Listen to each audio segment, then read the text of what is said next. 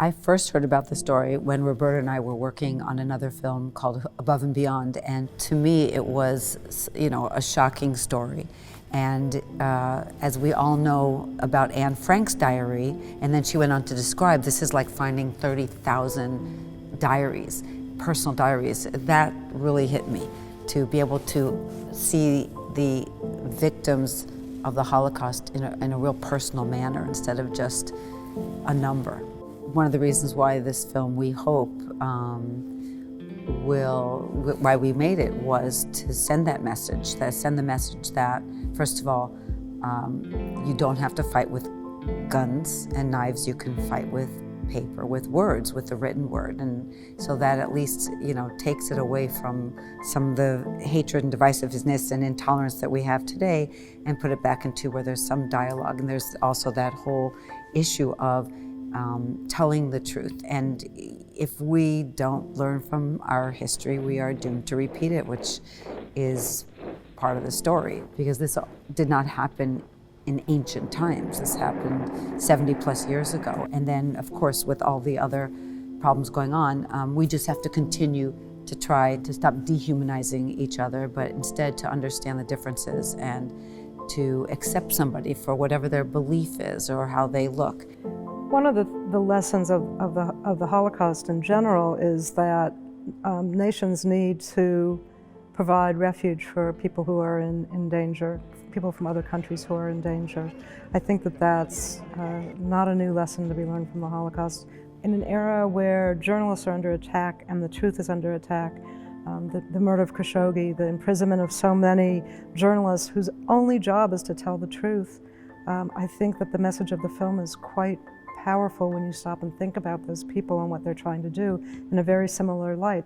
These were people who were willing to die for the truth. At the beginning, their goal was to collect the primary documents, both eyewitness accounts written by a wide variety of people, but also objects, ghetto goods in Yiddish, or the white armbands with the blue stars, the ration cards. They were collecting primary materials from which they thought they and other historians would write the history of the war from the Jewish point of view after the war.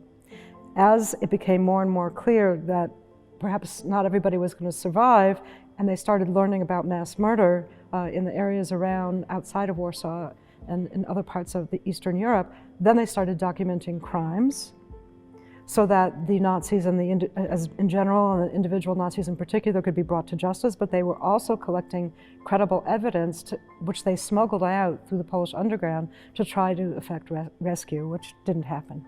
I think my brother actually said that he was inspired by the Oyneg Shabes because they were the first people to do what he later did in helping to set up the Shoah Foundation. We are all aware that the Holocaust is still with us today.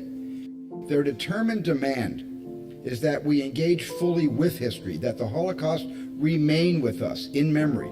The hope is that ordinary people can do extraordinary things. And that means you and I have a voice, and we need to use it. If we see injustice being done to ourselves, certainly, but to anyone else, we need to stand up.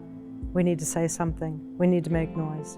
And so I think that ultimately, the Oyneg Shabes represents humanity at its best.